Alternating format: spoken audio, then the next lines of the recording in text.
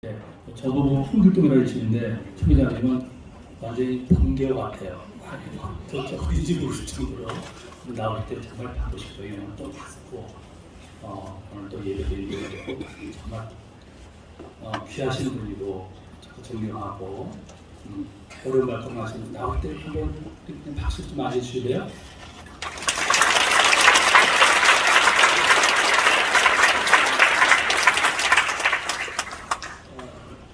제가 샬롬하고 크게 외치면 여러분들이 후이로 부응하고 해주시면 좋겠습니다. 샬롬! 네, 어디서 많이 보셨죠? 우리 옆에 한번 서로 축복하시겠습니다. 당신은 샬롬 부응의 주인공입니다.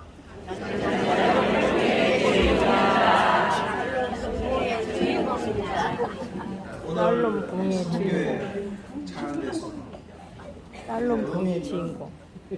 그런 찬양을 드렸습니다. 우리 서문교회는 골목교회가 아닙니다. 지역교회이면서도 민족교회입니다. 그리고 열방교회입니다. 할렐루야. 아멘이 잘 안 되십니까? 교회는 하나님이 목자를 세워주셔서 그 목자에게 사상을 주시고 또 비전을 주시고 목양적 리더십을 주십니다. 저는 우리 이승환 목사님을 어떻게 알게 됐냐니까요. 우리 총회가 큰 위기를 겪을 때가 있었습니다. 그것은 이단 평강제일교회가 허입하는 그런 과정 가운데 있었던 것입니다. 그럴 때에 대전에서 총회를 하는데 절대 우리가 이단 받을 수가 없다. 이런 이제 전 총회의 그런 생각과 의지가 있는데 당시에 그것을 허입하려고 하는 그런 정치 리더십이 많이 있었기 때문에 큰 어려움을 겪었습니다.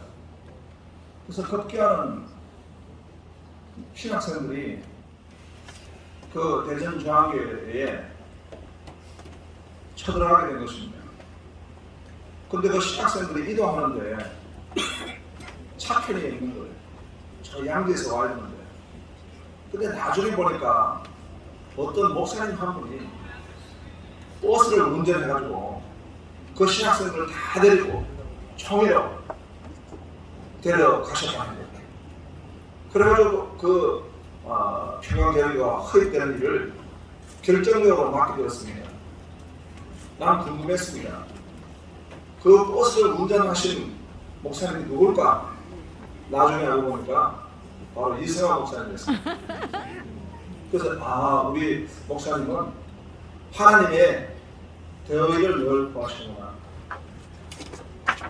하나님의 대의를 구하셔서 이렇게 GMS를 섬기시고 지금은 또 다음 세대, 우리 총회 다음 세대 전체를 섬기시면서 이렇게 저와 함께 같이 하나님 나라를 구하고 있습니다. 존경하고 또 너무 감사하고 있습니다. 우리 이승환 목사님이 목회하시는 서문교회가 39년을 맞이하고 귀한 하나님의 일꾼들을 세우신 것은 하나님이 기뻐하시고 영광 받으실 것을 믿습니다. 오늘 샬롬 부흥의 일꾼이라는 제목을 가지고 말씀을 좀 살펴보기 원합니다. 골로새 지역에는 이 골로새 교회를 하나님 세워주셨는데 여러 가지 어려운 문제가 있었습니다. 먼저 이단의 문제입니다. 키벨레라고 하는 이단, 이 카타르시스적인 그런 방법으로 신비적 종교로 인도하는 그런 이단입니다. 믿으라, 기독교를 유사하지만 굉장히 기독교를 반대하는 그런 이단입니다. 우리가 잘 알고 있지만 초대교회의 가장 대적 역할을 한 것은 바로 영지주의입니다. 또 혼합적인 유대교 율법을 또 가지고 하나님의 복음을 회화하는 그런 세력들이 있었습니다. 이것이 바로 골로새 교회를 위협하는 큰 어려움이었습니다. 그런데 골로새 교회에 그런 외적인 어려움은 아니라 내적인 어려움도 있었던 것입니다. 그것을 보니까 3장 5절에 보니까 땅에 있는 지체를 죽이라. 그리고 8절에 보니까 이제는 너희가 이 모든 것을 벗어버리고 분함과 노여움과 악의와 비방과 너희 입에 부끄러운 말이다. 분함과 노여움이 그런 성도들이 이 교회에 있는 것입니다. 이 자리에 계시지만 얼마 전에 우리 김진아 목사님이 설교를 하셨는데 설교 제목에 제가 충격을 받았습니다. 그 설교 제목은 방귀 낀 놈이 썩낸다 였습니다. 요나를 이제 가지고 설교를 하셨는데 방귀 낀 놈이 썩낸다. 아주 너무 그 말씀의 제목이 영원히 기억될 정도로 절대 잊어버리지 않는 제목이었습니다. 소가 방귀를 낀 걸 가지고 뭐라고 합니까? 웃겼어. 돼지가 방귀 낀 걸 뭐라 하죠? 돈가스. 일본에서 방귀를 제일 많이 낀 사람이 누굽니까? 아까 끼고 또 끼고. 이 요나가 아무리 하나님의 종으로 그가 도망을 갔다가 또 다시 헌신했지만 하나님 앞에 이 노력하는 것입니다. 분노하는 것입니다. 또 골로새 3장 9절에 보면 너희가 서로 거짓말을 하지 마라. 이 하나님의 평강을 회복하는 것이 있다면 올리고 피스토스 믿음이 적은 사람입니다. 믿음이 적은 사람은 거짓말하게 되는 것입니다. 코람되어 하나님 면전 의식을 가지고 있지 못하니까 거짓말하게 되는 것입니다. 그리고 이 옛사람의 행위를 벗지 못하고 있는 것입니다. 이러한 교회에 하나님 성령께서는 바울에게 계시를 주십니다. 바로 그리스도의 샬롬이 마음을 주장하게 하라. 샬롬 부흥의 일부는 그 그리스도의 샬롬이 마음을 주장하게 하라 말씀하셨습니다.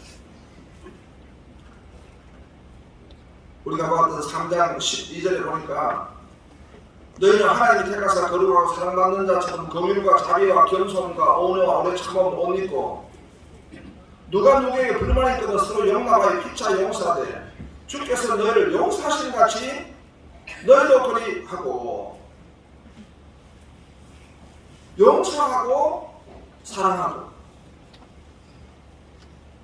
하나님의 종이 하나님의 일을 섬길 때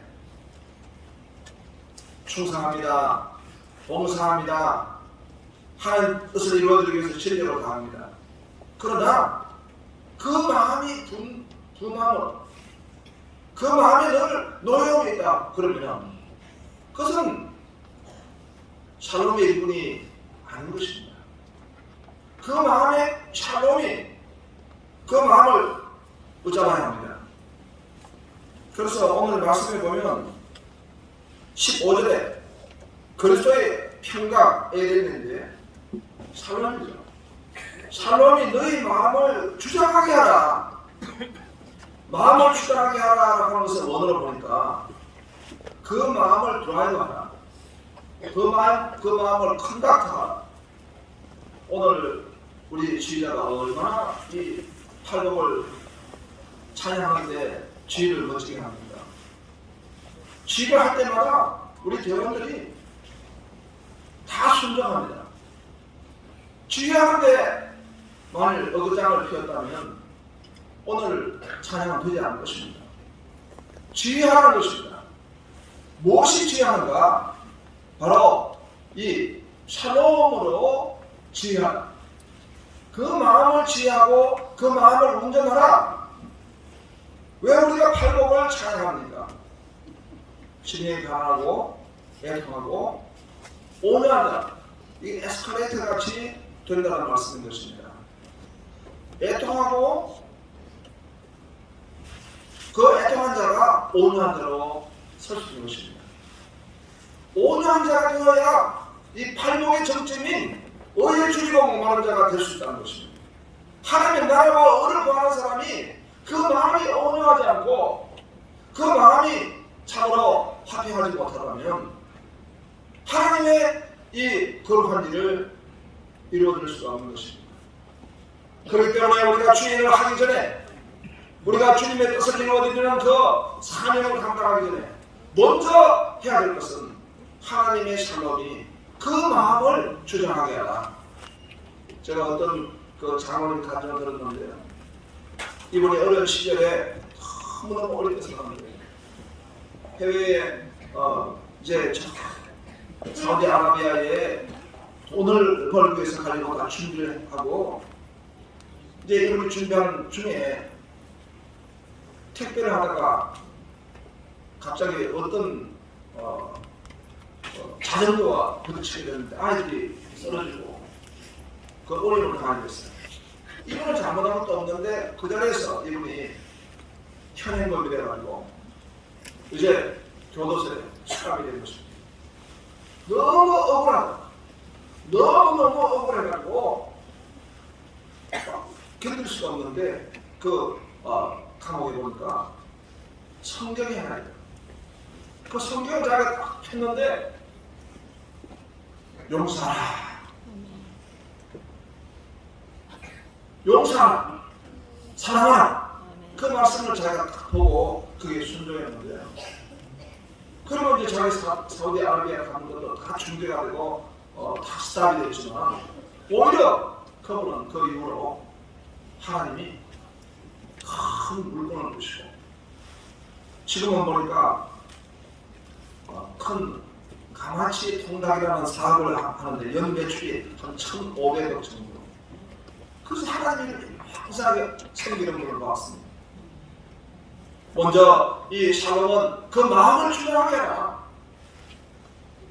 그 다음에 보니까 이제 15절에 그리스도의 평강이 너희 마음을 주장하게 하라. 너희는 평강을 위하여 한 몸으로 부르심을 받았느니 하나님의 샬롬을 위하여 부르심을 받았다는 것입니다. 우리가 다른 많은 일도 할 수 있겠지만 하나님의 샬롬을 위해서 부르심을 받았다는 것입니다. 미국의 테네시 주에 가면은 교회가 있는데요.